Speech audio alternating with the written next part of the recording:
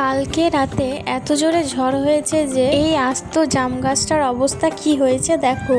এত বড় ডালটা পুরোই ভেঙে পড়ে গিয়েছে। ডালটা ভেঙে যাওয়ার কারণে আমাদের ছাদের ট্যাঙ্কির জলের পাইপগুলো খুলে গিয়েছে। প্রচন্ড জোরে ঝড় হওয়ার কারণে আমাদের পিছনের জমির সজনে গাছটাও ভেঙে গিয়েছে। বিকেলের দিকে আমি আর সানায়া ম্যাঙ্গো জুস খেয়ে সানায়াকে পড়তে বসিয়েছি। সানায়া স্কুলে সামার ভ্যাকেশনে অনেক পড়া দিয়েছে, তাই একটু একটু করে ওর সব পড়াগুলোকেই করিয়ে দিচ্ছি। আজকে ডিনারে তো সবার সিমাই খাওয়ার অনেক ইচ্ছা হয়েছিল, বিশেষ করে সানায়া বলছিল কাকিমণি আজকে একটু সিমাই বানিয়ে দেবে, তাই ওর আবদারে সবার জন্য সিমাই বানিয়েছিলাম। সিমাইটা তো আমার শ্বশুর মশাইয়ের অনেক পছন্দ হয়েছে আর বাড়ির বাকি সবাইও অনেক প্রশংসা করেছে। সিমাইয়ের পাশাপাশি আজকে রাত্রে লুচি আর ঘুগনিও বানিয়েছি। তো আজকের ভিডিওটা এই পর্যন্ত। ভিডিওটা ভালো লেগে থাকলে তোমরা একটা লাইক করো আর চ্যানেলটাকে সাবস্ক্রাইব করে দিও।